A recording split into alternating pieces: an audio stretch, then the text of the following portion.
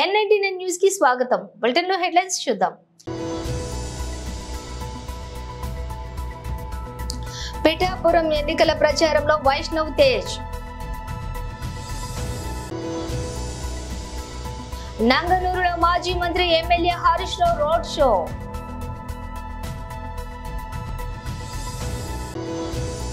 Vande Bharat versus వందే metro తేడాలు ఏమిటి?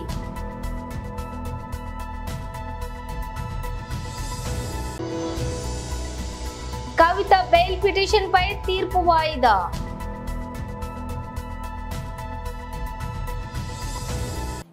Details చూస్తే పిఠాపురం ఎన్నికల ప్రచారంలో వైష్ణవ్ తేజ్.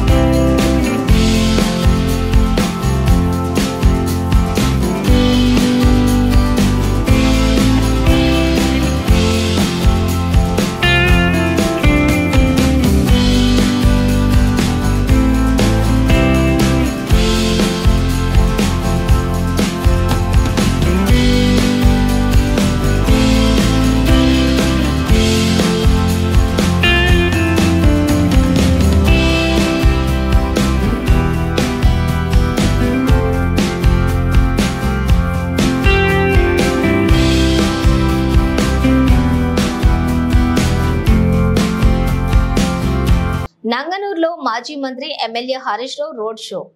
మొన్న రేవంత్ రెడ్డి ఎక్కడో మాట్లాడుతూ ఢిల్లీ నుంచి బీజేపీ వాళ్ళు ఏమిచ్చిండ్రు, గాడిద గుడ్డు ఇచ్చిండ్రు అన్నాడు. రేవంత్ రెడ్డి ఈ 4.5 నెలల్లో 5 నెలల్లో నువ్వేమిచ్చినావు గాడిద గుడ్డు తప్ప. ఢిల్లీలో గాడిద గుడ్డు ఇచ్చాడు అని కొత్తగా నువ్వు చెప్పేదేందా? 10 ఏళ్లకెళ్ళి మేము చెప్తూనే ఉన్నాం. 10 ఏళ్లకెళ్ళి నరేంద్ర మోడీ గారి ప్రభుత్వం, బీజేపీ ప్రభుత్వం తెలంగాణకు మొండి చేయి చూపింది, గాడిద గుడ్డిచ్చిందని 10 సార్ల నుంచి మేము చెప్తానే ఉన్నాం. 157 మెడికల్ కాలేజీలు ఇచ్చినా బీజేపీ తెలంగాణకు మెడికల్ కాలేజ్ ఇయ్యలే, నర్సింగ్ కాలేజ్ ఇయ్యలే, నవోదయ విద్యాలయం ఇయ్యలే, ఒక జాతీయ ప్రాజెక్టు ఇయ్యలే, మంచి నీళ్లకు ₹1 సాయం చేయలే, చెరువులు మంచిగా చేస్తే పైసా సాయం చేయలే. ఇది మేము 10 ఏళ్లకెళ్ళి మేము చెప్తున్నది, నువ్వు కొత్తగా చెప్పేది ఏందా రేవంత్ రెడ్డి? నీ సంగతి తెలియదా? ఏం చెప్పినావు నువ్వు? బాండ్ పేపర్ మీద రాసిచ్చినావు. బాండ్ పేపర్ మీద 100 రోజుల్లో 6 గ్యారంటీలు అమలు చేస్తానని కుర్చీలో కూర్చొని ఎగబెట్టింది నువ్వు కాదా? నువ్వు ఏం చెప్పినావు? డిసెంబర్ 9 నాడు అధికారం చేపట్టంగానే రుణమాఫీ చేస్తా అన్నావు. అయిందా? తమ్మిగా రుణమాఫీ చూపి ఒకసారి మా అక్క జిల్లాలకు నంగునూరులకు టీవీలో ఎంత ముద్దుగా అబద్ధం ఆడిండో, ఎట్లా ఎగబెట్టిండో ఒకసారి చూపి మా అక్క జిల్లాలకు.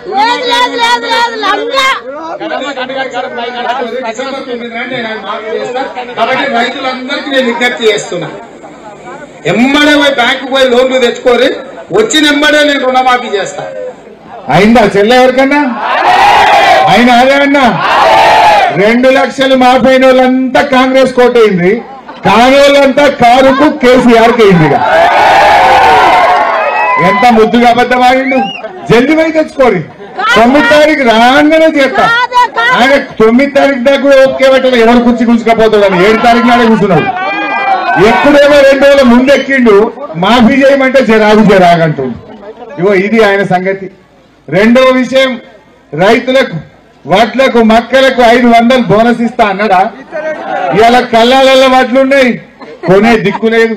10 రోజులు 15 రోజుల నుంచి రైతులు పాపం కళ్ళాలల్లా వడ్లు కోసుకున్నారు. ఎండ బాగున్నది, వడ్లు మొత్తం గలగలైపోయినాయి, తేమ లేదు. కానీ కొనుమంటే శాతం అవుతుంది గవర్నమెంట్. అప్పుడేమో మేం బోనస్ ఇస్తాం, 500 ఇస్తా అన్నాడు.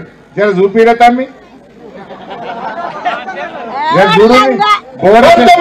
రైల్వే శాఖ ప్రవేశపెట్టిన వందే భారత్ ఎక్స్ప్రెస్ రైళ్లు సూపర్ హిట్ అయ్యాయి. ప్రధాన నగరాల మధ్య పరుగులు తీయటంలో గేమ్ చేంజర్ లా మారాయి. ప్రయాణికులకు వేగవంతమైన సౌకర్యవంతమైన ప్రయాణాన్ని అందిస్తున్నాయి. వీటిలో ప్రయాణించేందుకు ప్రజలు పోటీ పడుతున్నారు. ఈ రైళ్లన్నీ ఎప్పుడూ 100% ఆక్యుపెన్సీతోనే పరుగులు తీస్తున్నాయి. ప్రస్తుతం దేశవ్యాప్తంగా 82 వందే భారత్ రైళ్లు సేవలు అందిస్తూ ఉండగా త్వరలో మరికొన్ని పట్టాలెక్కనున్నాయి. ట్రైన్ 18 పేరుతోటి 2019లో వీటిని రైల్వే శాఖ ప్రవేశపెట్టింది. వందే భారత్లు విజయవంతం కావడంతో అదే జోష్లో రైల్వే శాఖ త్వరలో వందే మెట్రో రైళ్లను ప్రవేశపెట్టనుంది. జూలైలో కొన్ని రూట్లలో ప్రయోగాత్మకంగా నడపనుంది. కలర్ లో తేడా తప్ప ఇవి చూసేందుకు అచ్చం వందే భారత్ లా ఉంటాయి. మరి ఆ రెండింటి మధ్య ఉన్న తేడాలేంటి? దూరం. వందే భారత్ ఎక్స్ప్రెస్లు దూర ప్రాంతాల మధ్య పరుగులు తీస్తున్నాయి. సుమారుగా 1000 కిలోమీటర్ల దూరంలోని నగరాలకు ప్రయాణిస్తున్నాయి. కానీ వందే మెట్రోలు తక్కువ దూరానికి ఉద్దేశించినవి. అంటే సుమారుగా 100 కిలోమీటర్ల నుంచి 250 కిలోమీటర్ల దూరంలోని ప్రాంతాల మధ్య షటిల్ సర్వీస్ లాగా రాకపోకలు సాగించనున్నాయి. అంటే ఇవి మినీ వందే భారత్లు అన్నమాట. సమీప పట్టణాల్లోని పనిచేసే ఉద్యోగులు, చదువుకునే విద్యార్థులకు వందే మెట్రోల వల్ల ఎక్కువగా లాభం జరగనుంటుంది. దేశంలో సబర్బన్ రైలు ప్రయాణ అనుభూతిని మెరుగుపరిచేందుకే రైల్వే శాఖ వీటిని ప్రవేశపెడుతోంది. 124 నగరాలు, పట్టణాల్లోని వందే మెట్రోలను ప్రారంభించనుంది. తెలంగాణ ఎమ్మెల్సీ కల్వకుంట్ల కవిత దాఖలు చేసుకున్న బెయిల్ పిటిషన్లపై తీర్పును కోర్టు వాయిదా వేసింది. కవిత బెయిల్ పిటిషన్లపై ఇప్పటికే వాదనలు పూర్తి కాగా గురువారం తీర్పు వెలువరించనున్నట్లుగా కోర్టు గత విచారణలో తెలిపింది. అయితే గురువారం ఉదయం మరోమారు తీర్పును వాయిదా వేసింది. ఈ పిటిషన్లపై ఈ నెల 6న తీర్పు వెలువరిస్తామని జడ్జి వెల్లడించారు. ఢిల్లీ లిక్కర్ స్కామ్ లోని ఎమ్మెల్సీ కవిత జైలు పాలైన విషయం తెలిసిందే. ప్రస్తుతం తీహార్ జైల్లో ఉన్నటువంటి కవిత తనను సిబిఐ అరెస్ట్ చేయడం పైన న్యాయ పోరాటం చేస్తున్నారు. లిక్కర్ స్కామ్ కేసులో ఎమ్మెల్సీ కవితను ఎన్ఫోర్స్మెంట్ డైరెక్టరేట్ అధికారులు మార్చి 15న అరెస్ట్ చేశారు. ఢిల్లీ నుంచి హైదరాబాద్ కు వచ్చి కవిత నివాసంలోని ఆమెను ప్రశ్నించాక సాయంత్రం అరెస్ట్ చేసి ఢిల్లీకి తీసుకుని వెళ్లారు. కోర్టు కస్టడీ విధించడంతో కవితను తీహార్ జైలుకు పంపించారు. జైల్లో ఉన్న కవితను ఇదే కేసులో ఈ నెల 11న సిబిఐ కూడా అరెస్ట్ చేసింది. కోర్టు అనుమతితోటి అధికారులు ఆమెను కస్టడీలోకి తీసుకుని విచారించారు. ఈ అరెస్టులపైన కోర్టులో కవిత పోరాడుతున్నారు. ఈడీ, సిబిఐ కేసుల్లో బెయిల్ కోరుతూ రౌస్ అవెన్యూ కోర్టులోని పిటిషన్లు దాఖలు చేశారు. 10వ తరగతి ఫలితాల్లో నారాయణ స్కూల్ విద్యార్థులు ఉత్తమ ప్రతిభను కనబరిచి విజయ ఢంకాను మోగించారని Narayana schools zone AGM Parameswararao అన్నారు. హైదరాబాద్ నారాయణగూడలోని నారాయణ హై స్కూల్లో నిర్వహించిన విజయోత్సవం కార్యక్రమంలోని ముఖ్య అతిథిగా హాజరైన జిఎం గోపాల్ రెడ్డి హాజరై ఉపాధ్యాయులను, విద్యార్థులను అభినందించారు. ఈ సందర్భంగా గోపాల్ రెడ్డి, ఏజీఎం బాలపరమేశ్వరరావులు మాట్లాడుతూ 10వ తరగతి 2023-24 ఫలితాల్లో నారాయణ విద్యా సంస్థలు విజయ దుందుబిని మోగించారు. నారాయణ విద్యా సంస్థలు అన్ని కూడా బ్రాంచీలలోని 1702 మంది విద్యార్థులకు గాను 10 GPA సాధించడం ఎంతో గర్వకారణమన్నారు. ఉత్తీర్ణులైన విద్యార్థులను ఘనంగా సన్మానించారు.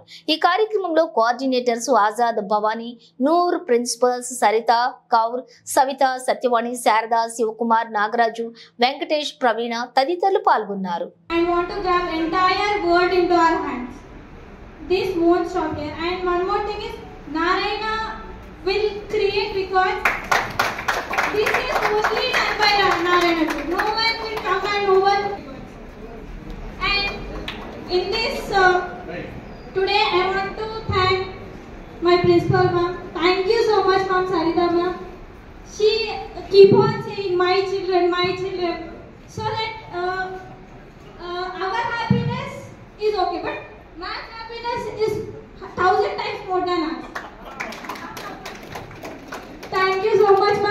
want to thank all the faculty, all the teachers who have supported us till now. They are the reason we have achieved this. If we are students, we need to get the 10 GPs, but we cannot do anything without we have a guidance. The teachers are the light which shows us the path to the success. And even the higher authorities like Azad sir have visited our branch many times, gave us many counselings. Balakameshwar sir has also visited. Even the principal ma'am has supported us. He gave us counseling. So I thank all the faculty for supporting us. Thank you. ఈరోజు ప్రకటించిన SSC 2023-24 ఫలితాల్లో నారాయణ విద్యా సంస్థలు విజయదుందుభి మోగించాయి. నారాయణ అన్ని బ్రాంచెస్లో extraordinary రిజల్ట్స్తో 1702 10 GPS 10 on 10 points సాధించినందుకు చాలా ఆనందంగా ఉంది. అందులో భాగంగా నారాయణగూడ జోన్లో ఈరోజు ప్రెస్ మీట్ అరేంజ్ చేయడం జరిగింది. All branches of Narayana principals, academic deans, అలాగే కోఆర్డినేటర్స్, ఏజిఎమ్స్ అందరూ కూడా ఇక్కడ మీట్ అయి ఎవరైతే 10 GPS వచ్చినారో ఈ జోన్ మొత్తంలో వాళ్ళందరినీ సత్కరించడం జరిగింది. ఈ సందర్భంగా నారాయణ సంస్థలు not only IIT mains and JEE, రీసెంట్గా మన ఏపీ రిజల్ట్స్లో కూడా స్టేట్ ఫస్ట్ ర్యాంక్ నారాయణ విద్యా సంస్థలే సాధించాయి. ఇప్పుడు కూడా తెలంగాణ రిజల్ట్స్లో కూడా Narayana is the number 1 as far as 10th results are concern. So on this occasion I thanks all the parents, teachers, principals, ఎవరైతే దీనికి కారణమైన అందరికీ కూడా పేరు పేరున శుభాకాంక్షలు తెలుపుతున్నాను. కాంగ్రెస్ పార్టీ ప్రవేశపెట్టిన మేనిఫెస్టో ప్రజలకు బాగా చేరుగా ఉందని రాజమండ్రి పార్లమెంట్ కాంగ్రెస్ పార్టీ అభ్యర్థి గిడుగు రుద్రరాజు అన్నారు. ఏఐసిసి ఇచ్చిన మేనిఫెస్టోలో పాటు ప్రదేశ్ కాంగ్రెస్ కమిటీ ఇచ్చినటువంటి నవరత్నాలు మేనిఫెస్టో ప్రజలను బాగా ఆకర్షిస్తున్నాయని అన్నారు. స్థానిక సోమాలమ్మ పొంత రోడ్డులోని రాజమండ్రి పార్లమెంట్ కాంగ్రెస్ ఎన్నికల కార్యాలయంలో బుధవారం ఏర్పాటు చేసిన మీడియా సమావేశంలో ఆయన మాట్లాడుతూ కాంగ్రెస్ చెప్పిందంటే చేస్తుందని, గతంలో డాక్టర్ వైఎస్ రాజశేఖర్ రెడ్డి హయాంలో ఉచిత విద్యుత్, ఫీజు రియంబర్స్మెంట్, రాజీవ్ ఆరోగ్యశ్రీ, రైతులకు రుణమాఫీ వంటి హామీలు అమలు చేశామని గుర్తు చేశారు. కాంగ్రెస్ అధికారంలోకి వచ్చిన వెంటనే ప్రత్యేక హోదాపై సంతకం, రైతులకు రుణమాఫీ, కేజీ నుంచి పీజీ వరకు ఉచిత విద్య, ప్రతి పేద మహిళకు నెలకు 8,330 రూపాయల చొప్పున ఏడాదికి ₹1,00,000 బ్యాంకు ఖాతాల్లో జమ, రైతాంగానికి మద్దతు ధర, ఉపాధి హామీ కింద కూలీలకు కనీస వేతనం లభించేలా చూడటం వంటి హామీలను కాంగ్రెస్ ఇస్తోందని ఆయన చెబుతూ వీటిని అమలు చేసి చూపిస్తామని కూడా ఆయన అన్నారు. ఈ పార్టీలు రిలీజ్ చేసినటువంటి మేనిఫెస్టోలు చూసిన తర్వాత పరిస్థితి ప్రధానంగా భారతీయ జనతా పార్టీ అయితే నిన్న జరిగినటువంటి మేనిఫెస్టో ఉన్నటువంటి పరిస్థితి మనందరూ తెలుసు. 3 రాజకీయ పార్టీలు కలిసి పోటీ చేస్తున్నా ప్రధానమంత్రి గారు కానీ కనీసం ఫోటోలు కూడా లేనటువంటి పరిస్థితి. వాళ్ళెవరు కూడా అఫీషియల్ గా దాన్ని ఓన్ చేసినటువంటి పరిస్థితి. కాంగ్రెస్ పార్టీ ఇచ్చినటువంటి జాతీయ మేనిఫెస్టో దాంట్లో సామాజిక న్యాయం, కులగణన, రాజ్యాంగాన్ని అమలు, బీసీ మైనార్టీలకి సీలింగ్ ఏదైతే ఉందో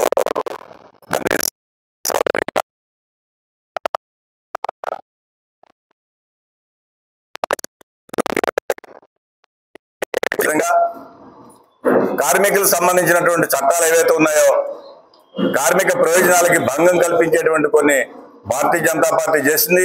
వాటిని సవరించడం, వ్యవసాయ కార్మిక చట్టాలని సక్రమంగా అమలు చేయడం, అదేవిధంగా యువతకు సంబంధించి ఉద్యోగ ఉపాధి హామీలు, ప్రధానంగా దేశవ్యాప్తంగా ఉన్నటువంటి 20 లక్షల ఉద్యోగాల భర్తీ, ఈ రాష్ట్రంలో 2.25 లక్షల ఉద్యోగాల భర్తీ, ఈ రాష్ట్రంలో రైతులకి 2 లక్షల రూపాయల రుణమాఫీ, గృహ నిర్మాణం కోసం 5 లక్షల రూపాయలు, ప్రతి ఒక మహిళకి, పేద మహిళకి జాతీయ స్థాయి పార్టీ తీసుకున్నటువంటి నిర్ణయం ప్రకారం మహాలక్ష్మి పేరుతోటి ₹1,00,000 అంటే నెలకి 8,333 రూపాయలు, 12 నెలలకి ₹1,00,000, సంవత్సరానికి ₹1,00,000, 5 సంవత్సరాలకు 5 లక్షల రూపాయలు ఇచ్చేటువంటిది. అదేవిధంగా స్వామినాథన్ కమిటీ సిఫార్సుల ప్రకారం రైతులకి, రైతాంగానికి మేలైనటువంటి పంటకి గిట్టుబాటు ధర వచ్చే విధంగా చర్యలు, ఈ విధమైనటువంటి అంశాలన్నింటినీ కూడా కాంగ్రెస్ పార్టీ తీసుకుంది. ప్రధానంగా విద్య చాలా ప్రాధాన్యత సంతరించుకున్నది. కేజీ టు పీజీ ఉచిత విద్య, రాజీవ్ ఆరోగ్యశ్రీ గతంలో ఏ విధంగా ఉందో దాన్ని జాతీయ స్థాయిలో దాంట్లో పెట్టి దాన్ని విస్తరించడం, ఇటువంటివన్నీ కూడా తీసుకుంది.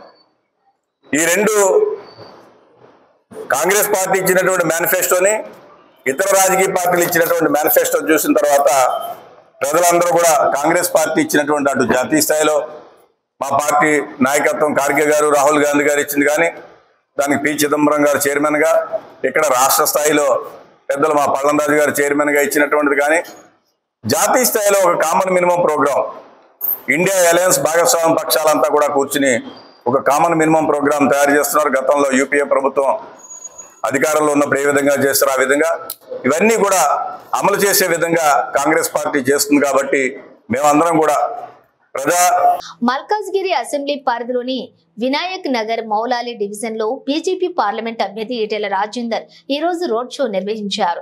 ఈ సందర్భంగా ఆయన మాట్లాడుతూ కాంగ్రెస్ బీఆర్ఎస్ పార్టీలు దొందే అని విమర్శించారు.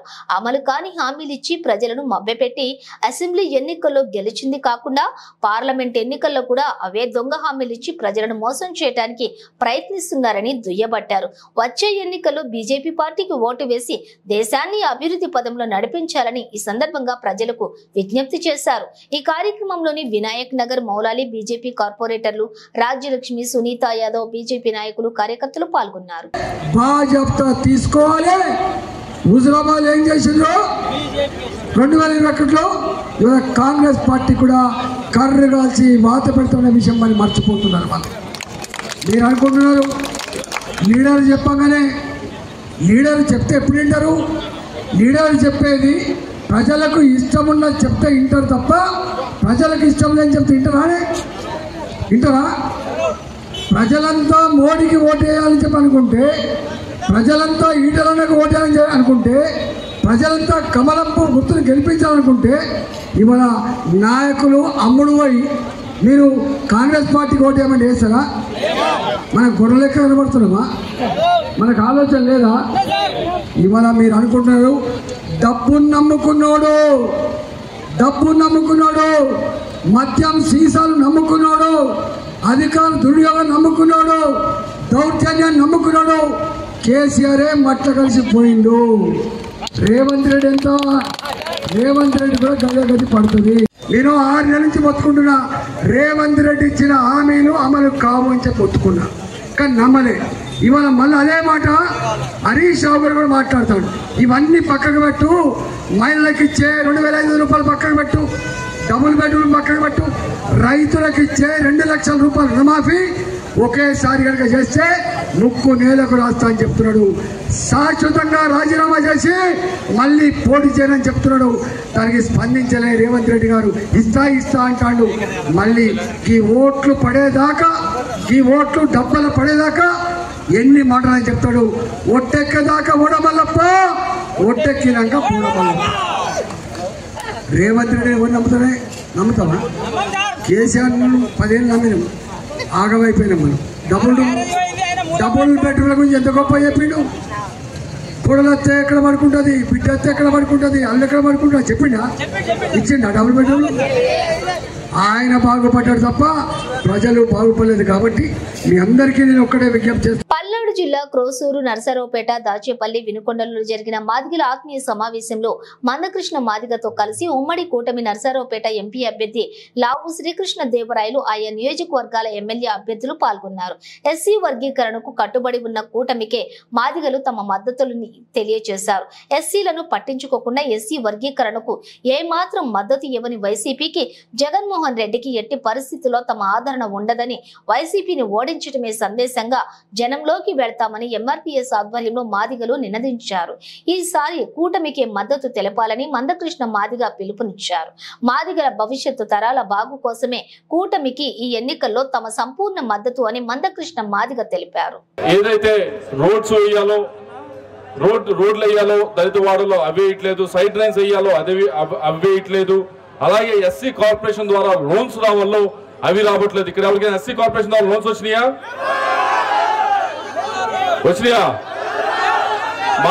మీరు మాది కార్పొరేషన్ డైరెక్టర్ చైర్మన్ ఎప్పుడైనా చూసారా? మాది కార్పొరేషన్ చైర్మన్ ని వారికి అసలు వాళ్ళ దగ్గర నిధులు ఉన్నాయా? అధికారం ఉందా?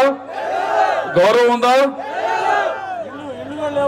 వీటన్నిటితో పాటుగా ఇల్లు కూడా చాలా మందికి రాలేదు. ఈ 5 సంవత్సరాల్లో కూడా ఇల్లు కట్టుకోవడానికి స్థలాలు ఉన్నా కానీ అప్లై చేసుకున్నా కానీ ఇల్లు కూడా ఇవ్వని పరిస్థితి ఉందని చెప్పి దళిత సోదరులందరూ కూడా చెప్తా ఉన్నారు.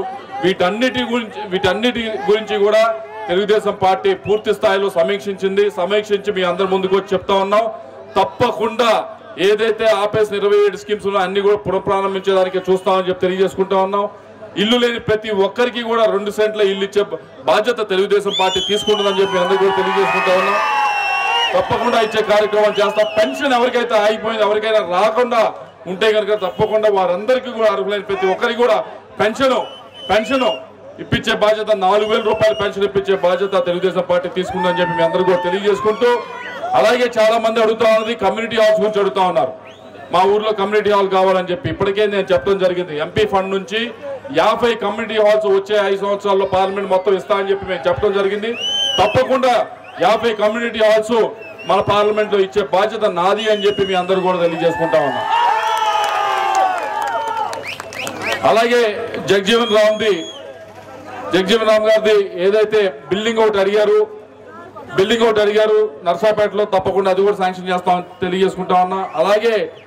అలాగే ఏదైతే లెదర్ పార్క్ ఒకటి అడగటం జరిగింది, లెదర్ పార్క్ ఉంది దాచేపల్లిలో, దాన్ని పునఃప్రారంభించడం అని చెప్పి అడగటం జరిగింది. తప్పకుండా అది పునఃప్రారంభిస్తాం. దాంట్లో కొద్దిగా మీకు ఉద్యోగాలు, అలాగే దాంట్లో కొన్ని వ్యాపారాలు చేయడానికి కూడా అన్ని సహాయ సహకారాలు అందిస్తామని చెప్పి మీ అందరూ కూడా తెలియజేసుకుంటూ, చివరిగా చెప్పేది ఒకటే, మీ అందరూ కూడా ఇక్కడ పెద్ద ఎత్తున ఎంతో ఉత్సాహంగా వచ్చారు. కొద్దిగా లేట్ అయింది తెలుసు, అయినా కూడా మీ అందరూ ఉత్సాహం ఏమాత్రం తగ్గలేదు. ఒకటే కోరేది, జీవి గారిని ఈసారి ఎలక్షన్ లో మంచి మెజారిటీతో గెలిపియాలని చెప్పి మిమ్మల్ని అందరూ కోరుతా ఉన్నాను. ఆయన పనిచేసే మనిషి, అన్ని సమయాల్లో కూడా మీకు అందుబాటులో ఉండే మనిషి. వీటన్నిటికంటే ముఖ్యం మిమ్మల్ని గౌరవంగా చూసుకునే. బులెటిన్ ముగించే ముందు హెడ్లైన్స్ మరోసారి.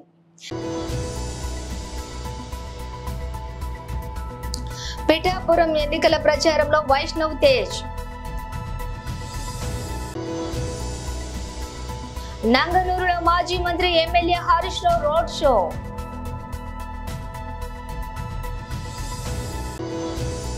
వందే భారత్ వర్సెస్ వందే మెట్రో, తేడాలు ఏమిటి?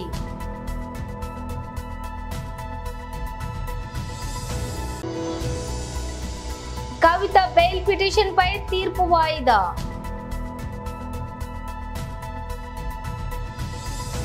ఇవి బులెటిన్ విశేషాలు. మరో బులెటిన్ తో మళ్ళీ కలుద్దాం.